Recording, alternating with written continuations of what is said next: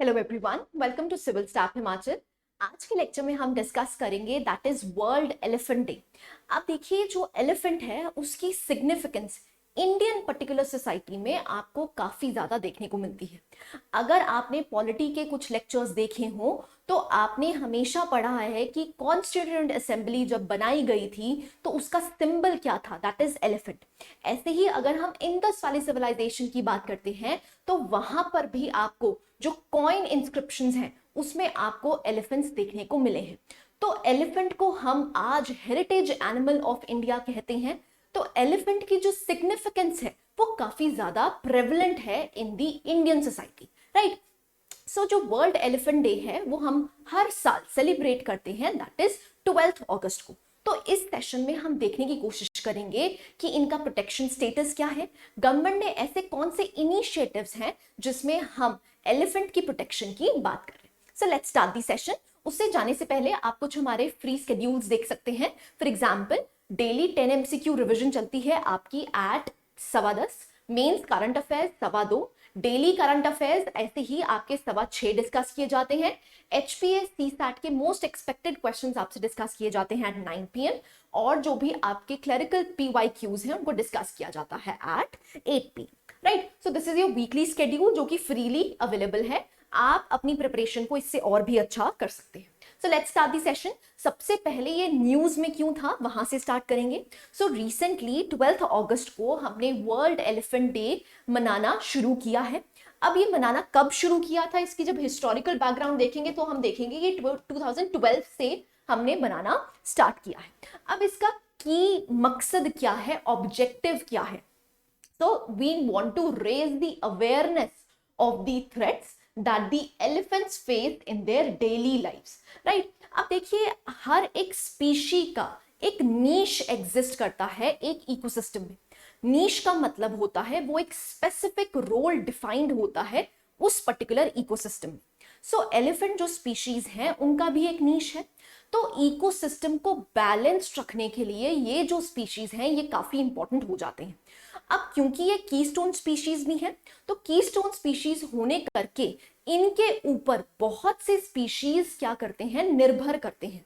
तो इसीलिए इनके हैबिटेट को बचाना, रादर इनको बचाना काफी ज्यादा इंपॉर्टेंट हो जाता है। तो इसका मकसद क्या है, जो एलिफेंट्स थ्रेट्स फेस करते हैं उनके बारे में अवेयरनेस फैलाना, राइट। सो यहां पर अगर हम सिग्निफिकेंस की बात करते हैं, हम एलिफेंट डे को क्यों मना रहे हैं, तो सबसे पहले आपको पता होना चाहिए कि एलिफेंट के बारे में कुछ की डिटेल्स। सो देखिए, ये क्या है, they are considered sacred in many cultures. Sacred का मतलब होता है पायस।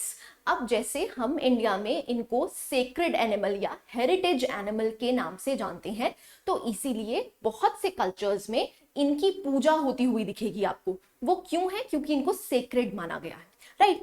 अगर दूसरे की फीचर की बात करते हैं तो यहां पर बायोडाइवर्सिटी को एनहांस करने के लिए ये जो स्पीशीज है काफी अच्छा रोल प्ले करते हैं, राइट। ऐसे ही they are known as the intelligent species. क्यों, क्योंकि they have the biggest brain of any land animal. तो यहां पर आपको बिगेस्ट ब्रेन देखने को मिलता है, right. So these are some of the key features जिसके बारे में हम आगे भी डिस्कस करेंगे। What is the difference between the Asian elephants and the African elephants, उनको भी हम देखने की कोशिश करेंगे नेक्स्ट स्लाइड्स में, right. So these are the key features. अगर हम पॉपुलेशन की बात करते हैं, बहुत इंपॉर्टेंट है। देखिए, अगर हम लास्ट 75 सालों की बात करते हैं, इनकी जो पॉपुलेशन है वो 50% डिक्रीज हो चुकी है। अब डिक्रीज किसकी वजह से हुई है, या तो आप इनकी पोचिंग कर रहे हैं, नंबर 1, या तो क्या हो रहा है, इनका हैबिटेट लॉस हो रहा है। अब हैबिटेट लॉस होने के बहुत से रीजंस हो सकते हैं। For example, with the increasing urbanisation and industrialisation, इनके जो एरियाज हैं जहां पर ये रहते हैं उनमें इंक्रोचमेंट हो रही है। अगर उनमें आपको इंक्रोचमेंट देखने को मिल रही है तो इसका मतलब क्या है, उनके हैबिटेट को आप खराब कर रहे हैं, जिसकी वजह से इनकी जो पॉपुलेशन है वो आपको कम होती हुई दिखेगी, राइट।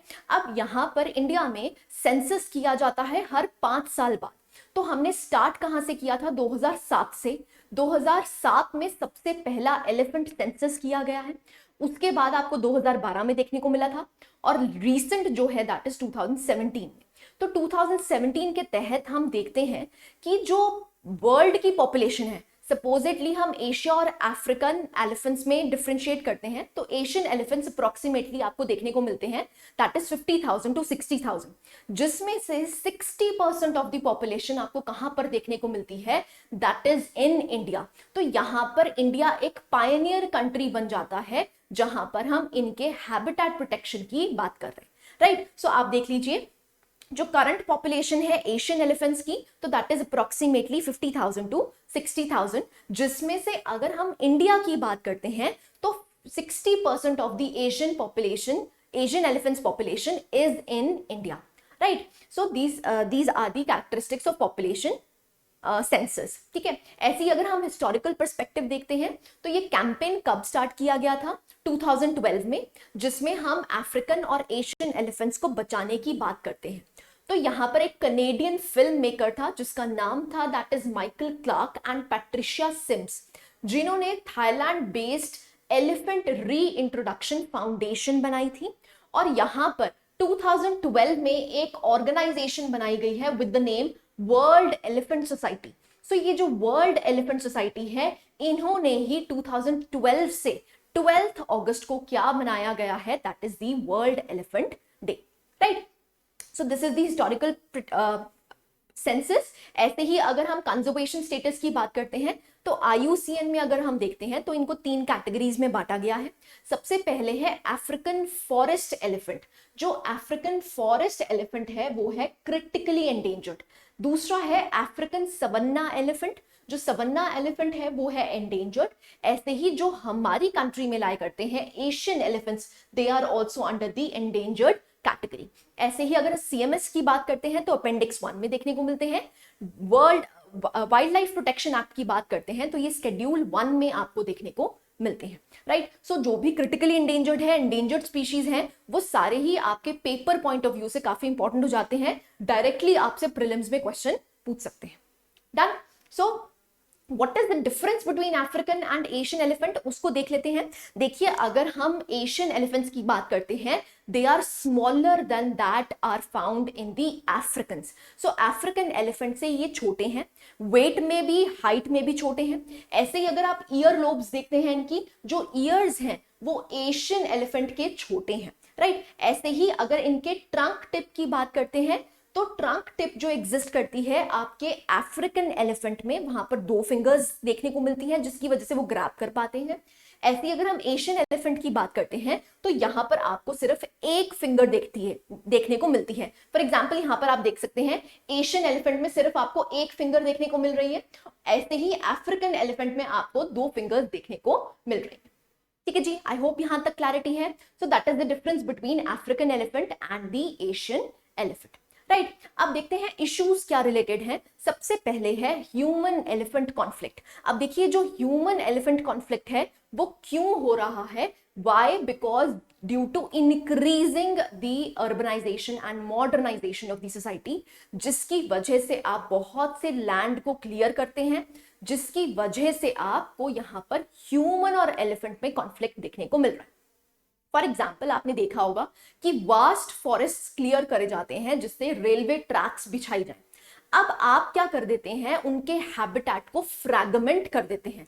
फॉर एग्जाम्पल ये एक फॉरेस्ट एरिया था, अब इस फॉरेस्ट एरिया में आपने क्या किया, ये वाला पर्टिकुलर लैंड आपने खाली कर दिया, यहां से एक रेलवे ट्रैक पास कर दी। तो इसका मतलब क्या है, इनके हैबिटेट को आपने फ्रैगमेंट कर दिया है। तो जब ये मूवमेंट करते थे पहले, जब यहाँ पर रेलवे ट्रैक्स नहीं बिछाई गई थी तो उनकी मूवमेंट आसानी से हो पाती थी। लेकिन क्योंकि अब यहाँ पर रेलवे ट्रैक्स आ गए हैं, जिसकी वजह से इनकी मूवमेंट पे आपको रिस्ट्रिक्शन देखने को मिलेगी। जब मूवमेंट पे रिस्ट्रिक्शन देखने को मिलेगी, इसका मतलब क्या है, हैबिटेट लॉस हो रहा है, जिसकी वजह से आपको इनकी पॉपुलेशन कम होती हुई दिखेगी, राइट। सो जब ये रेलवे ट्रैक्स के पास आ जाएंगे तो ऑब्वियस सी बात है यहां पर एक्सीडेंट्स काफी ज्यादा होते हुए दिखेंगे, right. So this is human elephant conflict.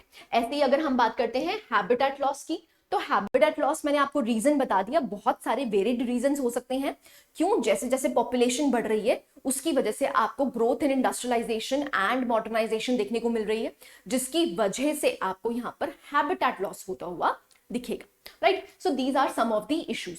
अब इन इश्यूज को एड्रेस करने के लिए हमारी गवर्नमेंट ने क्या इनिशिएटिव्स लिए हैं? सबसे पहला इनिशिएटिव है दैट इज प्रोजेक्ट एलिफेंट। अब प्रोजेक्ट एलिफेंट 1991-1992 में स्टार्ट किया गया था। अब यहां पर हमारा मकसद क्या है? हमने एलिफेंट को एज अ स्पीशी बचाना है, इनके हैबिटेट को भी बचाना है, राइट। सो ये सेंट्रली स्पॉन्सर्ड स्कीम है, किस मिनिस्ट्री के तहत? मिनिस्ट्री ऑफ एनवायरमेंट के तहत, राइट। सो ये मैं आपको बता चुकी हूं, जो लेटेस्ट एलिफेंट सेंसस हुआ था 2017 में, उसके तहत कर्नाटका के पास highest number of elephants exist करते हैं। नंबर 2 पे आपको असम देखने को मिलता है, नंबर 3 पे केरला। अगेन यहां पर आपसे प्रीलिम्स का डायरेक्ट क्वेश्चन पूछा जा सकता है, राइट। सो जो सेंसस है वो हर 5 साल बाद होता है। ऐसे ही अगर हम एलिफेंट रिजर्व्स की बात करते हैं, जैसे हमारी कंट्री में वाइल्ड लाइफ सैंक्चुरीज और नेशनल पार्क्स देखने को मिलते हैं, टाइगर रिजर्व देखने को मिलते हैं, ऐसे ही हमने एलिफेंट रिजर्व्स भी बनाए हैं। तो यहाँ पर स्टेट गवर्नमेंट रेकमेंड करती है, उसके बाद गवर्नमेंट ऑफ इंडिया इस पे उस पर्टिकुलर एरिया को एलिफेंट रिजर्व घोषित कर देती है। तो रीसेंट न्यूज में क्या रहा था कि जो इंडिया का 32nd एलिफेंट रिजर्व है वो कहां पर बनाया गया है? दैट इज अगस्त्यमलाई इन तमिलनाडु। तो ये याद रखना है, बहुत इंपॉर्टेंट है, ठीक है। ऐसे ही एक इनिशिएटिव लॉन्च किया गया है with the name MIKE. MIKE stands for monitoring of illegal killing of elephants. So यहां पर जो साइट्स ऑर्गेनाइजेशन है उन्होंने ये माइक चलाया था, जिसपे मॉनिटर किया जाता है जो इलीगल किलिंग। देखिए जो एलिफेंट्स को मारा जाता है उनके दांतों की वजह से मारा जाता है, क्यों? क्योंकि वो जो दांत होते हैं वो आपकी मार्केट वैल्यू काफी ज्यादा रखते हैं, जिसकी वजह से इसकी पोचिंग होती है, इलीगल किलिंग होती है। तो उसको मॉनिटर करने के लिए कौन सा प्रोग्राम चलाया गया है? With the name MIKE. अब ये जो माइक का क्वेश्चन है ये यूपीएससी ने भी पूछा है, तो इसलिए आप उम्मीद कर सकते हैं कि आपके स्टेट एग्जाम्स में भी ये पूछ सकते हैं। Done. So this is all about MIKE, right? So these are some of the initiatives that are taken by Government of India to protect the species as well as its habitat, right? So this was all about the elephant. I hope you like the lecture. Thank you very much.